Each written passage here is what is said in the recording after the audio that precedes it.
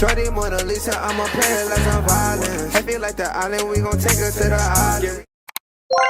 A lot has happened in the past few days with the Fever. From losing Erica Wheeler to now signing Brianna Turner. Probably the first signing fans aren't really happy with. I think from a basketball standpoint, I think this is a great pickup. I'm not gonna lie. Something the Fever lacked was like when Aliyah Boston went to the bench, they didn't really have, good reinforcement. Now they have her.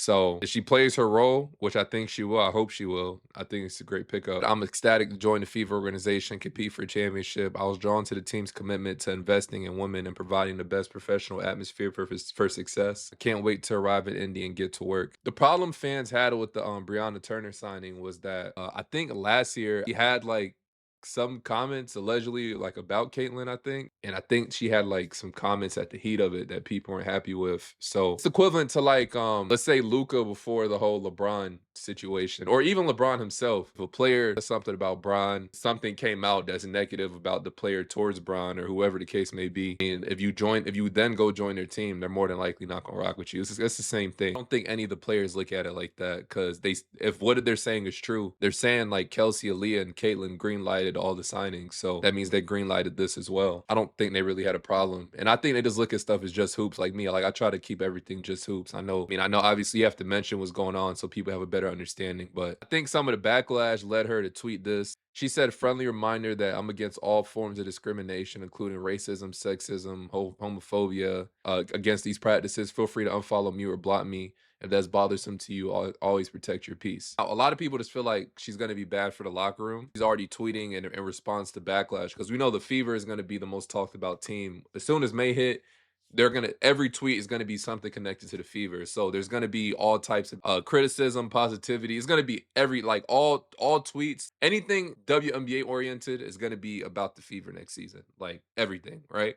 So if she's already tweeting at some of this stuff, we just don't feel like she would be a good fit for the the environment they're gonna have to deal with. They need a strong locker room. And if she's already tweeting at, some of the stuff people are saying, then only God knows what will happen when the season starts. So I think that's what most people are getting at. That's pretty much what's going on there. Now, Aliyah Boston ended up going on a podcast and she spoke. So I'm gonna play what she said here. Yeah, I mean, the only difference really is that I was doing it in the league. This time, I feel like I've always been someone that kind of gives advice and kind of gives my 2 cents especially when it comes to basketball, just because obviously the way I see the game. And so for me this year, especially having Caitlyn being a rookie, like I obviously just being a rookie the year before and knowing exactly what's going to come, whether it's the refs, whether it's social media. But I think also Caitlyn handles that like a champ. Like she knows exactly what it's going to be, but she also knows that she has a big name, and Caitlin Clark is a huge name that people want to come on. They want to say what they think. They want to what she should do, what this should happen. But I think when you look at it, Caitlin's just a competitor, right? And so for me, it made it easy because the advice I gave was just, okay, girl, I'll be my little short roll. If that's what you need, don't worry about the refs because they're not going to give you any calls because that's exactly what they do to rookies. And especially her being the player that she is, like they essentially want to see, oh, well, can you handle yourself on this league? But I think as the season went on, like you saw Caitlin, she handled that like a champ. And I think she handled it from the very first game. Is that her thing is she's here to compete, she's here to win, and it's as simple as that. Yeah, Stephanie White spoke on this podcast about like some improvements. Yes, she is stronger, first and foremost. And again, she's got a lot of self-awareness. And, she figured that out, right away. Like, I need to get stronger. I can't get knocked around as much. And so she's done a great job. Not so many turnovers, higher field goal percentages. She knows what's coming. I mean, you saw that throughout the course of last year. I remember sitting in a press conference about midway through the season, just, continuing to get asked about Caitlin Clark and Indiana. And I'm like, guys, like, just relax. Like, they're going to figure it out. They've got to learn how to play together. She's thrown into this league right away, and she's going to figure it out. And our job as a franchise, putting more pieces around her, be able to give. I mean, how do you guard when you've got 5 people on the floor that can shoot the ball? And then it becomes right. Then it becomes just experience. Now I saw this. That Caitlin Clark's agent doesn't think the WNBA will ever be able to pay the Indiana Fever star what she's actually worth to the league. I could not agree more. If anything happens to her, the entire league is legit cooked. I don't think we've ever seen that for a sports league, like any sports league, where it's legit just one person bringing in this much viewership. I don't think we haven't seen this before. Like, I think this season's viewership might be higher than last year's. You know, I think it has that type of potential. It's going to be good.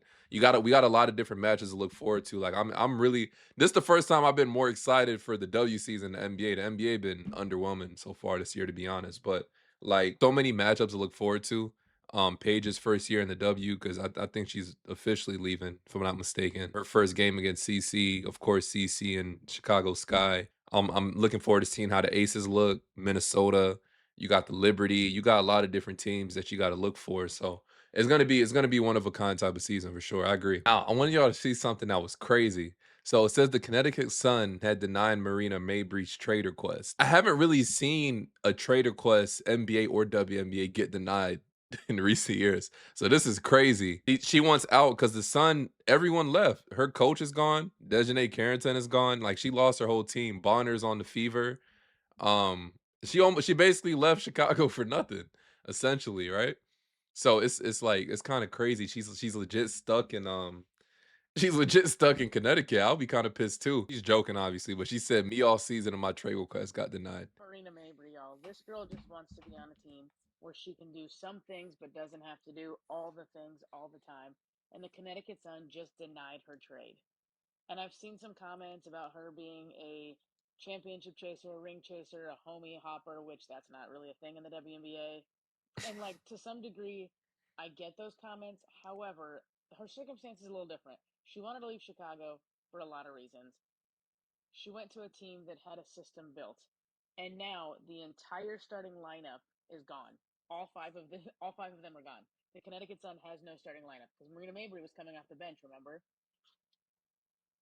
Now she's expected to lead a team with nobody on it, with a bunch of just hodgepodge players. Like Arike even posted, "Me all season if my trade request got denied with this brick, just brick after brick after brick." And the Connecticut Sun is defending their decision, saying, "We're not willing to jump ship. Like, we're trying to rebuild. We want Marina there." And to some degree, I 100% get that. But is she going to perform her best if she doesn't want to be there and they've denied her request and we already know that there's going to be some issues? I'm not saying Marina would ever throw games. I'm not insinuating that. I don't want to have that discussion. But you're always happier at work when you have a good team around you, when you feel valued, when you feel respected. And if she doesn't feel like that, it's going to be a tougher season. And I don't know if this has more to do with them wanting to keep Marina just flat out, or if they couldn't find a trade for her because most of these other teams have already moved their free agents and like what they're seeing and don't have a lot of room to shift. But it does definitely put Mabry in a pickle. She's in a tough spot. She literally lost the coaching staff. She lost the damn trainer. So even a damn trainer left. Now, I've been seeing this video going around. I think I saw this on Twitter as well. And I think it was regarding that little the Nike situation. Been tweeting about the little Nike situation. This guy broke it down. I'm gonna play this. Lost all respect for Aja Wilson. I don't want to hear her opinions. I don't care what she has to say from this point on.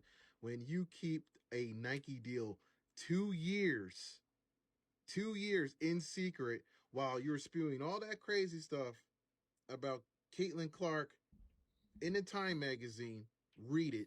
Read what she said in the Time magazine. Yet you had a Nike deal the whole entire time. It's despicable. Matter of fact, I'm going to play the clip. Over the last 2+ years, Aja Wilson truly co-created her new A1 signature basketball shoe and collection to ensure every detail is authentic to her and her community. Who's speaking there? Good old Cheryl Swoops, who's part of Nike and knew the whole time too. So Cheryl Swoops spewing all that crap about Caitlin Clark. Yeah, you knew that Aja Wilson's going to be coming out with a shoe deal, with a collection and everything. This is despicable.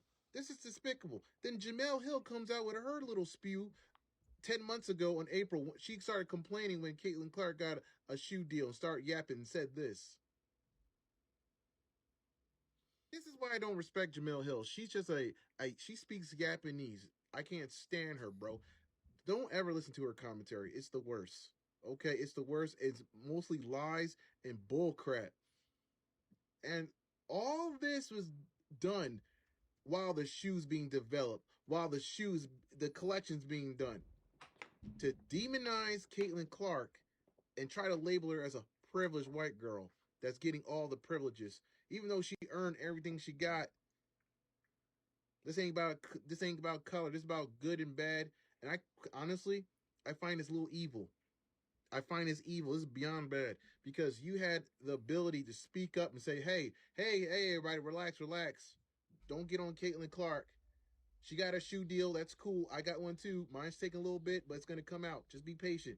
She could have came out and said that, but she didn't. Then she said some wild stuff in Time magazine. It's hard for a black woman, and I can't. We don't get the same type of credit. She had a shoe deal the whole entire time. See, this is stuff I don't like. I find it's very deplorable to me. I find it's very deplorable that you allow Caitlin Clark to get crapped on that whole entire time and didn't even speak up.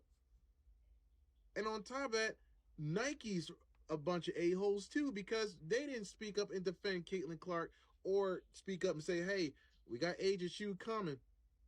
We got Aja's shoe coming. Just got to be patient. Caitlin Clark's going to get hers too. I don't understand the tactics here. All you're causing controversy that didn't have to be there. You're calling division where it didn't have to be there. You're calling racial, issues where it didn't have to be there. That's the part that makes me mad. I don't like the way Caitlin Clark was treated. I didn't like the way she was treated through the media and the mud and all those girls crapping on her. And it turns out she had this deal the whole entire time. It was just in development. Can't stand Cheryl Swoops even more. But A'ja Wilson can kick rocks, in my opinion. I don't want to hear nothing. I don't want to hear no complaints about A'ja Wilson. You got everything you wanted. You got your MVPs. You got your gold medal. And I wouldn't be shocked she's a part of the reason why Caitlin Clark wasn't on the team. And you got your shoe deal. Shut up. I don't want to hear nothing about you ever again from this point on. Because you lied about for 2 years. You had this whole deal being developed the whole entire time. This looks bad. The counter argument is going to be, well, maybe she's legally couldn't say anything. That's why she didn't speak up. You could say that, but to continuously to bash or take subtle shots at Caitlin Clark during that 2-year time, while you have this big sneaker deal in the background the whole time, doesn't excuse her for that. Read the Time magazine. Read what I posted. That is messed up, not gonna lie. And that's the thing with the W, bro. You can't, they don't keep it basketball. Always trying to make everything like some type of race battle. You know what I'm saying? So I don't know. But that is messed up. But that's what's been going on there. So that's what's been going on. Let me know your thoughts on that in the comment section. And as always, it's your boy.